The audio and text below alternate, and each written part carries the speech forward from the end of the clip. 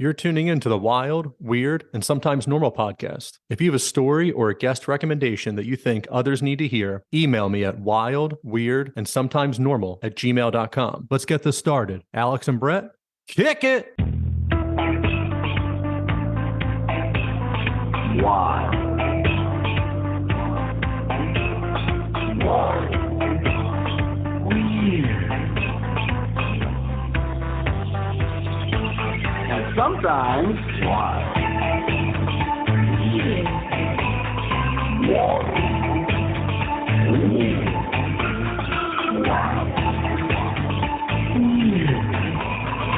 Wild. Weird. And sometimes normal.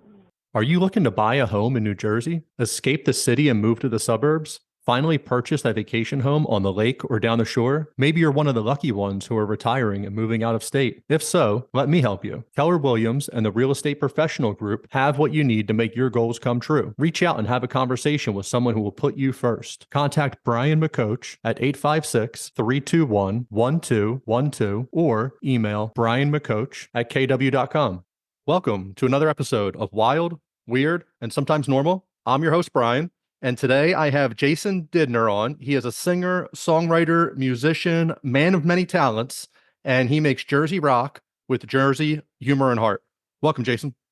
Thank you, Brian. Good to be here. Hey, I appreciate it. You have a new album out, Digital Carnival. Yep. I was giving it a listen. Your second track, it is The People Against Acronyms. I loved it.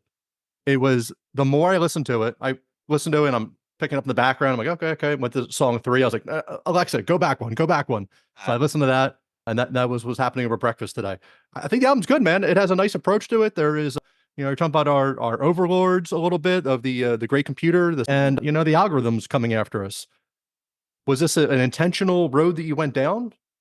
It was certainly, there was a shock that I experienced when I read the New York Times piece, the interview with a New York Times reporter and an AI chatbot, the Bing chatbot with Microsoft.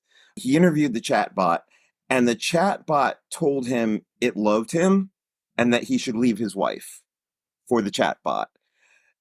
It's like a drunk buddy at the bar at 2 a.m. This is, you're trying to go home. Like, oh man, I love you. Just come hang out more. Yeah. And that rocked my world to think that AI chatbots are going there. And I felt, wow, I really have to express something about this. And it took me a few months to get my approach to that song, Zeros and Ones. But that informed a lot of what the album was going to be about. So is this something, the AI, the future of the AI, you grew up, learned about computers as you're going through life and everything, social media and all this stuff to come into you as it's happened. It's not something that you grew up with. Is this something, did you ever see this road like coming up, or it was like, is every day you're like, oh my God, like how did we get here? Well, I think certainly, my dad was very forward thinking in my childhood and, taught me to program when I was 12. I was programming BASIC on an Apple II computer. And, he would tell me about neural nets. He would tell me about AI.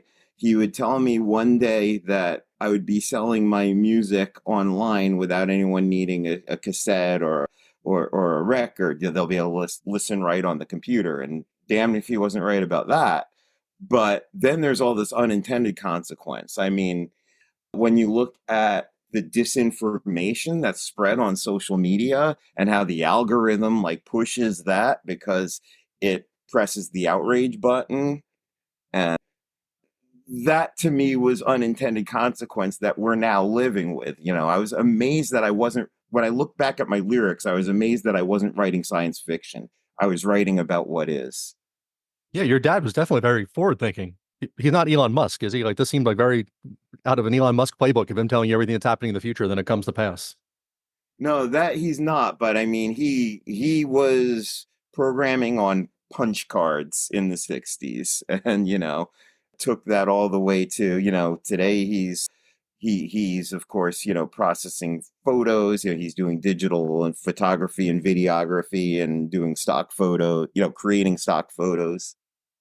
It's amazing that you see the stuff from the 60s with the punch cards and they just have this like Rolodex of different, you know, floppy drives or they have to upload for the different programs. And it reminds me a lot of like when I was in high school with my CD books, like multiple on my lap and all right now.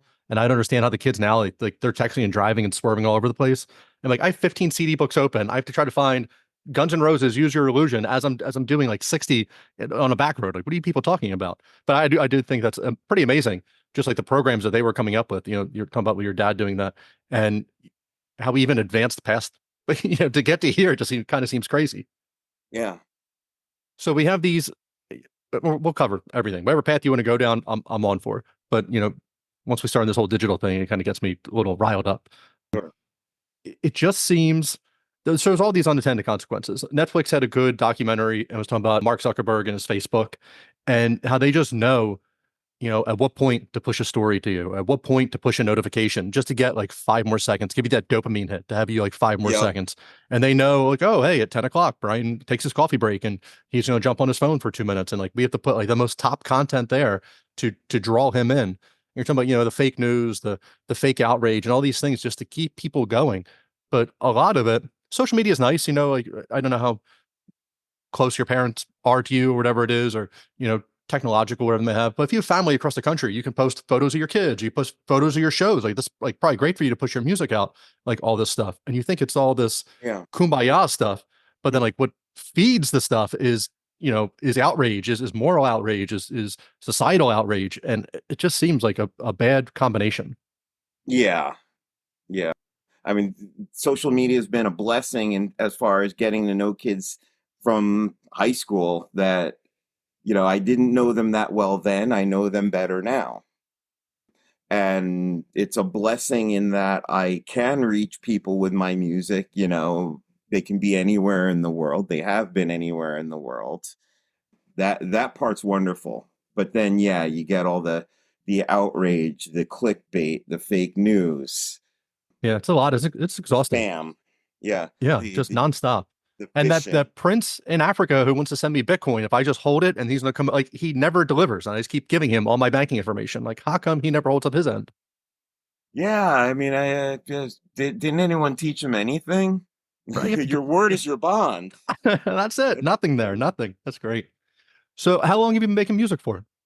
Well, when I was about 12, around the same time I was learning to program, I declared that I wanted to be a part-time musician, a part-time programmer, and a part-time bowler.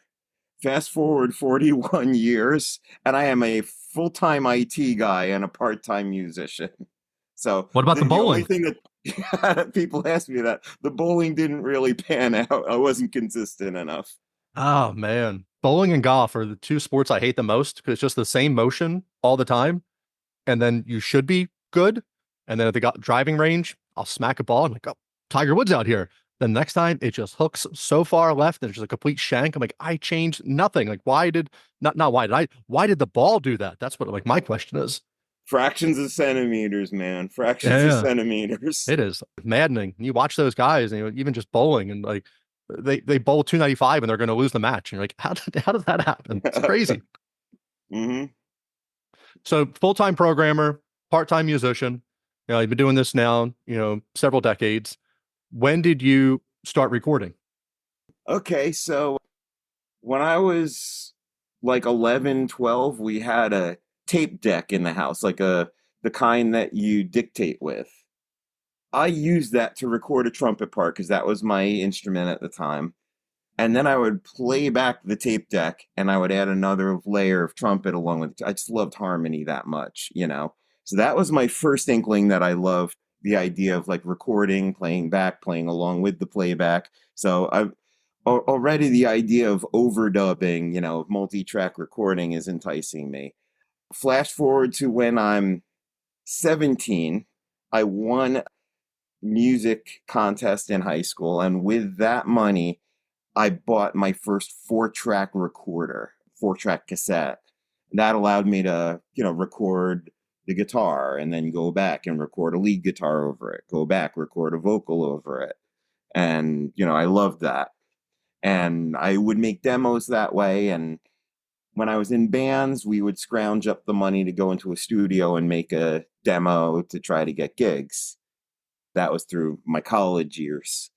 Making my own albums, like full albums, I would say I made my first proper album, one that's available to listen to this day. I made that in 2003. I was 32 at the time, 33. So you're coming up musically, maybe you listen to what your parents do, and then like you start branching out your own late 70s, early 80s into there. What are you listening to? What sounds good to your ear? The first thing that got me excited about rock and roll, I was an 8-year-old kid, and it was the Grease movie and soundtrack. Grease Lightning, that was, my thing. Me and my brother, we would do the whole Go Grease Lightning, with Yeah. the couch was the car. Yeah. And that got me excited about, like, when a neighbor showed me the chords that made up that song on the piano, my mind was like blown. And that stuck with me. And then later, when I was about 11 or so, I was buying sheet music to pop songs, rock songs. MTV came along a year after that, kind of fueled the whole thing. Michael Jackson, Survivor, Remember Eye of the Tiger. These were the kinds of songs I was learning. And Okay. then Van Halen changed everything, because I'm a keyboard player at the time in the early 80s. Oh, another thing that was a strong influence on me, I was 12. I was at my friend's house. He had a synthesizer, not one of those little Casio drum beat little keyboards.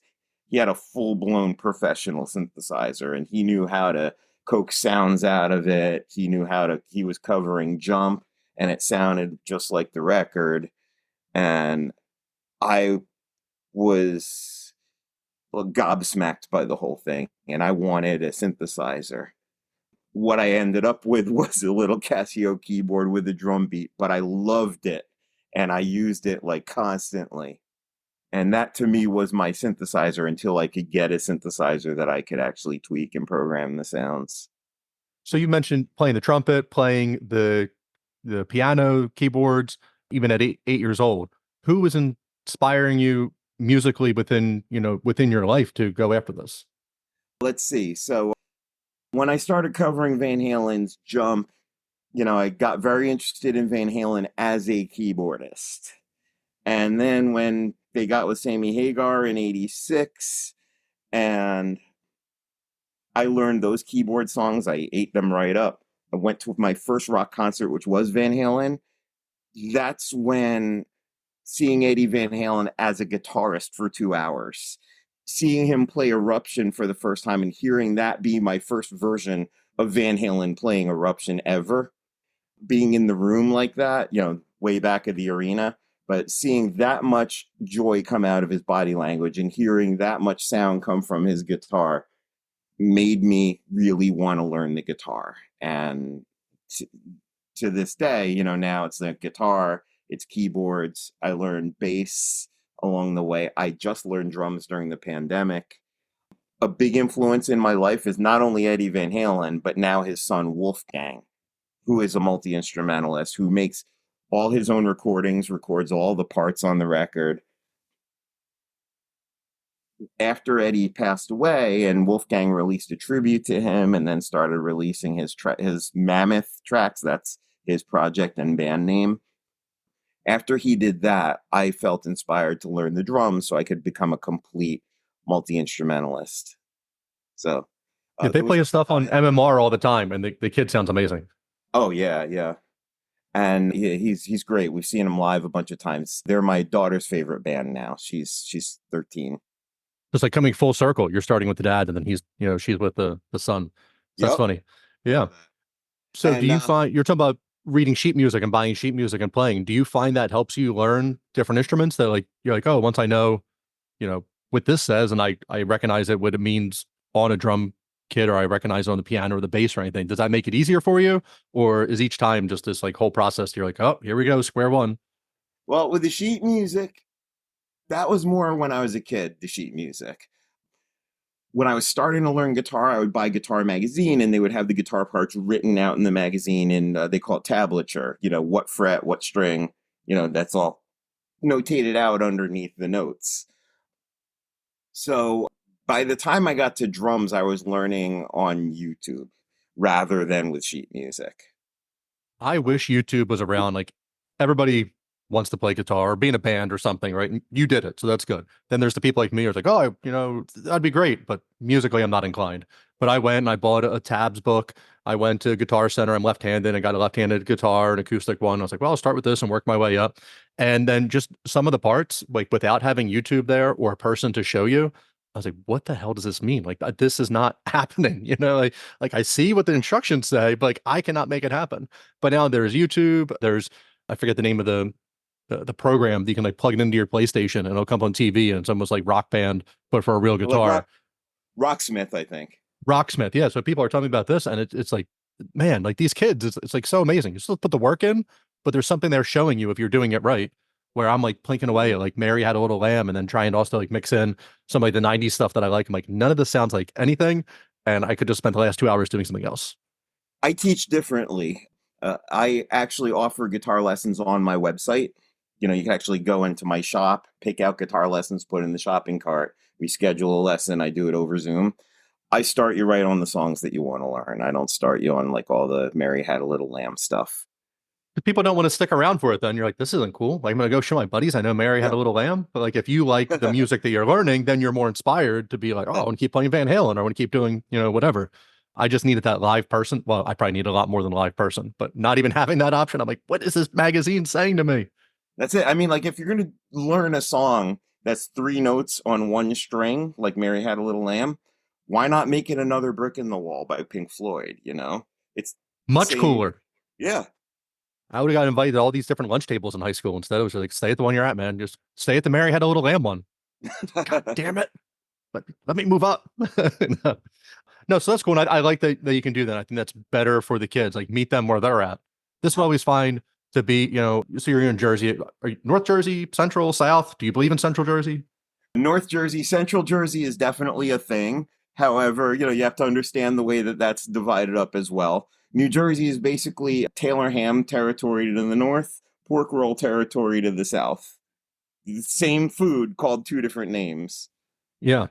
I've lived in Jersey most of my life. I still have a hard time sometimes with Central Jersey, where I'm like, all right, anything above Trenton is definitely North Jersey, and out of my realm of understanding where anything is. And then even like within Trenton, I'm like, some of this is like North Jersey. I just keep giving more and more parts up. Well, I was in East Brunswick till I was 10, and when we moved to Morristown, that felt different because that was real North Jersey. So. There's mountains up there. There's all different yeah. climate. You have a lot of things happening up there. Yeah. Yeah. So the point I was at this conversation of the Jersey part, I was going to talk about the Eagles and their Super Bowl run where Carson Wentz gets hurt and they bring in Nick Foles, and they're like, well, can Nick Foles understand the offense? They're like, oh, well, we tailored the offense to Nick Foles. We tailored it to his strengths, which was like this mind breaking thing for like all the NFL that they go like the draft we're recording this at the end of April. The draft is tomorrow night. Some of these kids are going to get picked number one, the Bears, whoever, they're going to grab a quarterback, and they're not going to design their offense to this kid and to his strengths. They're going to come in, the coach, and go, I run this West Coast offense, and we're going to do this, and you have to learn all this stuff. But you, with this guitar thing, you're like, hey, I like Van Halen. I'm going to teach you Van Halen, and you better learn Van Halen if you want to learn the guitar. Like how? Now, granted, there's $100 million in the line. There's a lot of things to get people motivated to do things. But when the kid ends up being a bust, and then they trade him, and then someone else is like, well, what do you do? I'll construct the offense around you. It's amazing what can happen. So it's amazing what can motivate people when you go, what is the music that you like? I can take the 10 minutes to learn it on my end because I know how to play this stuff. And then I can show it back to you. Yeah, there you go. And meeting people where they are, there's definitely, you have much more of a chance of success. You have just much more of a chance the person's going to stick with it. Right. I guess especially if you're, selling them something, selling them an idea, Elon Musk at Tesla doesn't like sell me so much. I guess he has something on his product, but instead he's like, I'm the one sending us off into space. You jump on board with what I'm doing. I'm the one creating electric cars. But, here it's somebody taking a product off of you, so you have to kind of get their excitement to meet you there. Yeah. Yeah. 2 Elon Musk references in the first 20 minutes here. We're going to see if I can break my record of 3. I got a song actually that obliquely references him on the album. What inspired you? What is it about him that just despises you? Some people have varying opinions on him. Right. I mean, yeah, there was an article about whether he's a net positive or a net negative. Well, what he did with X Twitter is a huge negative, and I wrote about that. The song is called Disruptor. Okay.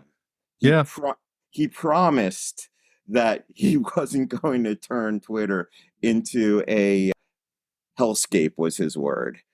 Dystopian hellscape or something like that. And so one of my lyrics is you made a hardcore hellscape of your piece of cyberspace. Yeah. I subscribe to the fire hydrant theory. Let everything just pour out and then people can go find what it is because it's out there anyway and they'll find it. So just let it pour out everywhere. Then you can decide what part of the hydrant you want to drink from or not. And you're like, oh, I definitely don't want to be in the center of it. That seems like way too much. I'll get the sprinkles off to the side. Right, but if the algorithm is designed to throw like the most outrageous stuff at you, that's what it becomes. Yeah, there needs to be an algorithm reset. Every once in a while, you get caught in like fight videos. I'm like, oh, well, what's this fight video about? And I don't really want to watch like too much violence, but some of the stuff's like, oh, like what's happening here? These two guys in a parking lot at a gas station. Like how many times have you been cut off? You're like, man, this motherfucker pulls over up to the side. I can't wait. Like you're never gonna happen. Like you're a grown person with responsibilities. But you get caught in a fight video. The next thing you know, the algorithm is like, oh, this guy just wants to watch all this stuff. Like, whoa, whoa, whoa, way too much. Like, take that out of my algorithm. Yeah, Give me more puppies. there you go. Puppies and Yeah. kittens. I'm team puppies and kittens. Do each of your albums have a theme that you try to stick to?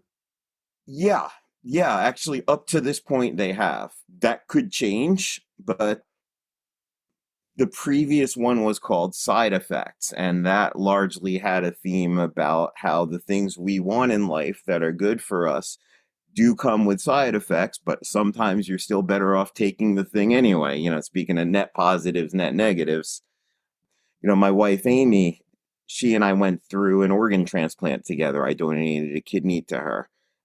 She had diabetes for 46 years since childhood, or, it was the type 1 diabetes. And she then had a pancreas transplant, which halted the diabetes, but that came with side effects she's living with. But stopping diabetes, stopping the complications from advancing, yes, please, whatever the side effects it is that it comes with. But know what the Right. side effects are. And that's what that Yeah. album is. That's very noble. You would think that a husband would be there for his wife for all the things like that, but then it gets down to decision time, and some people don't make the right decision. So I think that's really awesome, going ahead and doing that. And then also you have to like recognize like, hey, getting your body cut open and removing things, there are the side effects to it or whatever it is, but it's also better than the alternative. Yeah, way better. Yeah. So what is your writing process? This album just came out and, all people know, hey, what are you doing now? Like, what's next? What's next? And you're just trying to enjoy your little bit of breathing room that you just had. What is I'm your writing. typical, oh, okay. Just, never stop writing. It's just always a thing. And You kind of take it as it comes. I certainly don't want to blow off a good idea just because I've just released an album. So I want to run with it. In fact, last night I had this crazy dream and I took notes on that, and that's going to be a song. that's awesome. I try to remember my dreams. I have a notebook next to my bed to write down my dreams. Since I've had this notebook here, I have not remembered one dream. We're going to like 3 months here, not remembering one dream. Yeah, that rarely happens for me, but yeah, for this one I took notice. Yeah, there's always, especially in the corner that I operate, my podcast is all over the place. I have musicians on, I have entrepreneurs, I have people who see Bigfoot. So going through all this, a common theme though, a lot of people do subscribe to is, that we're more than just our current reality. We're more than what we're just experiencing right now. And then your dream state can mean something, and either you're working through something subconsciously, or maybe you're visiting some other place, whatever it might be. And the more you write it down, the more you can access it. Maybe the more you can control it, the more you can submit a problem to your subconscious to get it worked on, to come back out at like all these, things that, science is slowly proving. And even with all that, I cannot get a dream to come to me, or I cannot submit what I would Sure. like worked out in my That- 8 hours of sleep, whatever it is. That's actually a sign that you're sleeping pretty well. The default is to not remember your dreams, Oh, because all right. the way I the need to sleep cycles go. mess up my sleep more. I guess so. Set your alarm for like 3 a.m. or something. Yeah. Well, sometimes Um, that happens anyway. I'm like, oh, yeah. Jesus, that's the worst. Right. So you asked about my process. Largely, I'm writing songs before I know I'm writing them, and usually I'm doing that with my wife, with Amy. we're having a conversation at the kitchen table. One of us says something funny, like a real zinger, and the other one of us goes, "Hey, that should be a song." And sometimes it's her, sometimes it's me, but that starts us on the process. That's when we start taking notes. Is she musically inclined? She's music adjacent, I would say. She's lyrically inclined, and I'm teaching her piano. We're still in the very basics. And of course, that also means, like I do for any lesson, I'm teaching her the stuff she wants to learn. But she's lyrically inclined and she has some good production sensibilities too. Like, she'll know if a tempo doesn't feel right. She'll know if, even like, if I'm trying to mush too many syllables into a period of time. Her superpower really is making sure the lyrics are clearly understandable. But we the many of the songs are our conversations. In fact, you pointed out, you started with People Against the Abuse of Acronyms, PA. Mm-hmm. That was the concept of PA was a running joke for us for the last 11 years. Only last year did we finally get the idea to make it a song. We were driving and I said to her, because we were late getting to Long Island and we were in traffic, and I said, I'm going to get an ETA from my GPS. And we both said "pa." And then I don't remember which of us said that should be a song, but then I turned on voice memos in the car and we started brainstorming the lyrics. I think that's great. It gave me the movie PCU. I don't know if you ever saw that. It had Jeremy Piven. This is like a 90s movie, and all these guys are at college or whatever. And something like early 90s movie. And at the end, there's all these protests going on. So these guys are kind of, it was like a early 90s, like Animal House type of thing. So all these guys are like over it and they start a chant of "we're not going to protest." So they're protesting as they're not going to protest. And as I'm hearing like the people against the acronyms, and it's like, you're creating your own acronym to be against the acronyms. It kind of just gave me this little, Yeah, there's one problem with the whole premise. yeah. So that's cool. That's awesome to you about a writing partner or somebody, a sounding board to bounce stuff off of. At what point are you, do you run everything by her? At what point are you bringing her in? Is it like at a finished song? Is it just like, hey, look over these lyrics and like I'll sing it to you? Yeah, I mean, it really varies. Just depend. Like, when my juices are flowing, I run with it, and if she's there, we'll kind of go through it together. If her juices are flowing too, and if by myself and with my juices flowing, let's say I'm driving home from work, I turn on voice memos in the car and I just sing a new idea. I'll play her that voice memo when I get home, and it might be a finished song, or she may say, hey, let's substitute this word with that one, or She's like, let's but just put a pin in it. And you're like, I just drove home and sang a whole song. What do you mean put a pin in it? Like, I'm trying, this is oh, a no, hit. no. No, like no, more like let's replace this word with that word. Yeah. Right. No, yeah. Yeah. But she's, I have tremendous respect for her artistic sensibilities and for, the way she helps make it more authentically us, our lives, our conversations that we put into these things. So what type of music do you get to play live? Or do you get to play this whole album live, or were you doing shows? I have a record release concert coming on May 17th. It'll be in my hometown of Montclair. I have a band playing with me, and we're going to play the album in order.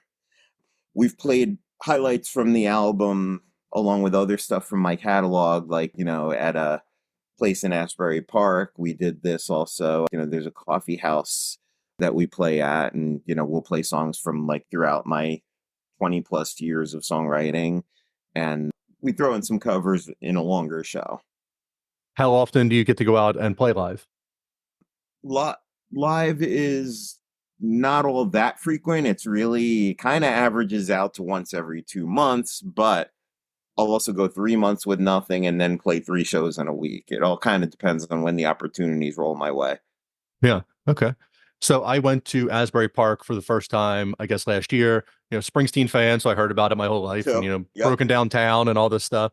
And then so we go see a show at the Stone Pony, and so I get that they redid Asbury Park, but I was like, Springsteen's been lying to me this entire time. I show up here, this is multi-million-dollar buildings.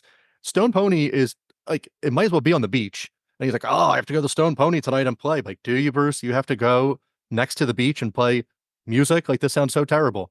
But then you hear about in the 70s, and I guess Asbury Park as a whole, really came up and coming in the mid 2000s and forward. Well, Bruce is driven by such compulsions. When he says he has to, I'm sure he means he has to because his insides are telling him to do it. And there's no turning that off with him. Oh no, yeah, I know. But just you go there now, Asbury Park's a little poshy, and it's like, okay, like this really seems like the struggling man's place to come play, doesn't it?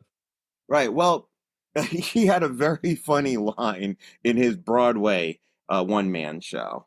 He said, there is no like in the 70s, when I was playing here, there was no rah, rah, rah, Jersey Almighty, the Jersey, Jersey, Jersey Shore. He said, I invented that. I think the scene that you now have on the ocean front of Asbury Park, that is all from Bruce and Southside Johnny and the black acts from the west side of Asbury Park. I mean, that's all because of that heart and soul of that music that came from then, because this is all kind of retrospective to what was being built in the 70s as like the rest of the town was falling apart. The amusement parks fell apart and, all that's down in Point Pleasant now. What remains? The music, and everything is built up now around the music. Yeah, the Stone Pony, super cool place to go see a show. I was shocked at how wide it was for the stage area versus how Yeah. deep it was. So if you ever got to see Springsteen there, or, Southside Johnny will play, then you'll hear like Bruce just shows up and does a song or two, or whoever it might be. And there's really not a bad seat in that house because you're like, oh, I was only 30 people from the stage. But then I was also 400 wide from it too. But like I was only 30 people from the stage. Like everyone's close to the stage, but also decently. It's a strange layout. I'm surprised it's set like Yeah. that. I played 2 concerts there for kids. I have another musical project called Jason Didner and the Jungle Gym Jam, rock songs for preschoolers that, so that they and their parents can enjoy it together. It's got that energy that taps into the kids, like, they just have that energy to burn. You got that backbeat creating that energy. You don't have to do Wheels on the Bus to play music for kids. And even if you do Wheels on the Bus, you can do a punk rock version of it. Make it a lot better. Yeah. They had, And so, we played these 2 concerts for kids, and it was like, there are kids sitting on mats in front of the stage, and it's their first rock concert. We got the lights, we got the sound, we're in a historic venue. It was the best. We loved it. yeah, I think that earlier that you can introduce kids to real music, like at least real songs, that goes a long way.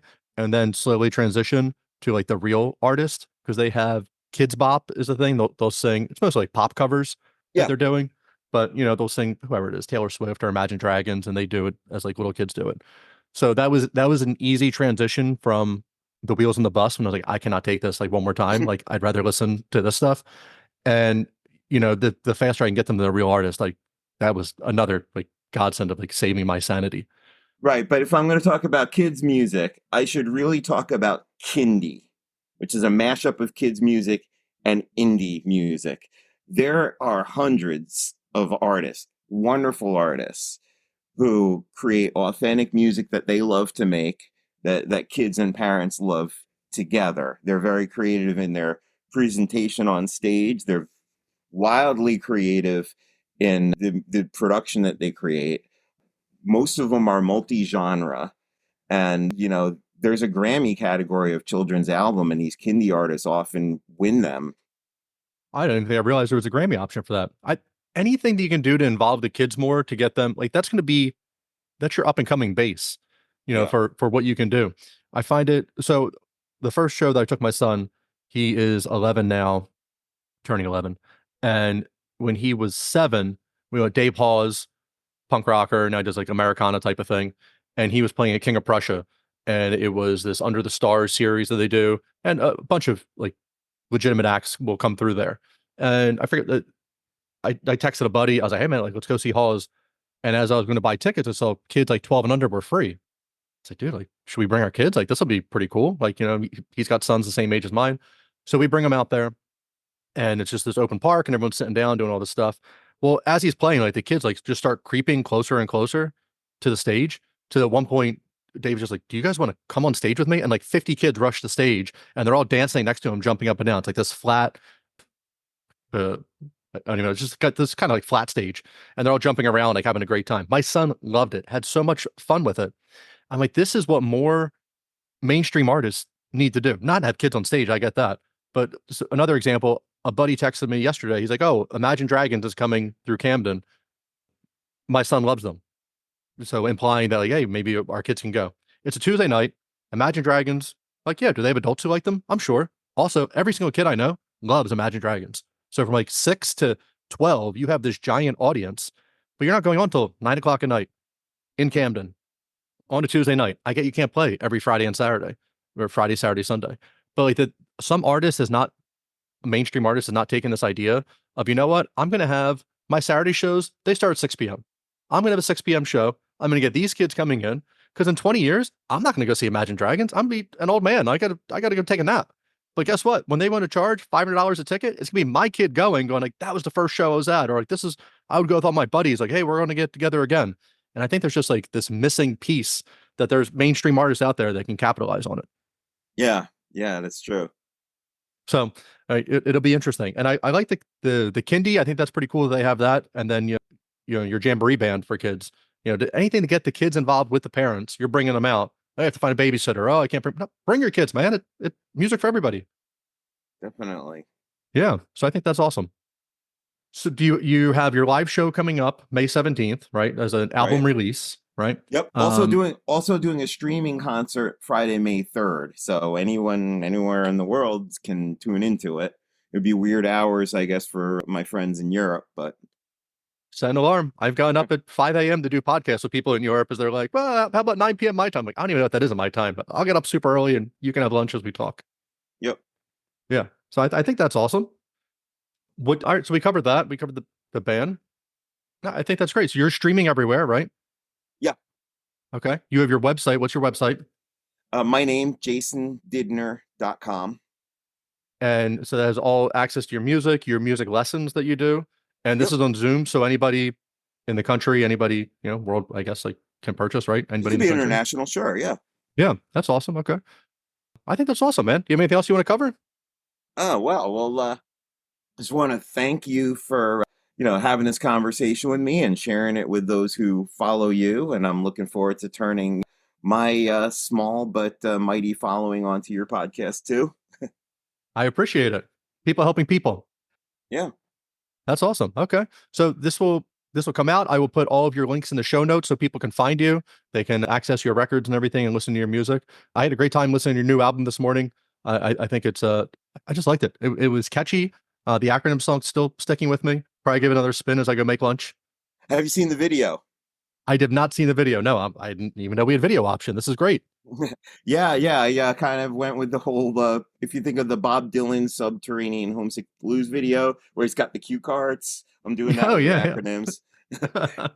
That's awesome. That had to be a lot of fun to make. Yeah, also a little visual nod to AC/DC, who inspired the music side of that. So, I'm wearing the newsboy hat like Brian Johnson. A lot of fun. Yeah, that's awesome. I have to check that out.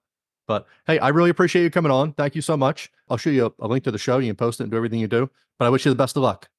Great. Thank you, Brian. Appreciate it. All right. Take care. I'll see you. Have a good one. You too. Bye. All right, everyone. That was our show. Don't forget to leave a review on iTunes, Spotify, or wherever you stream your podcast. Like and follow the podcast on Facebook and Instagram to stay up to date in all things wild and weird. Check out the links in the show notes for more information on our guest. The biggest support you can offer is to tell everyone about the podcast. Until next time.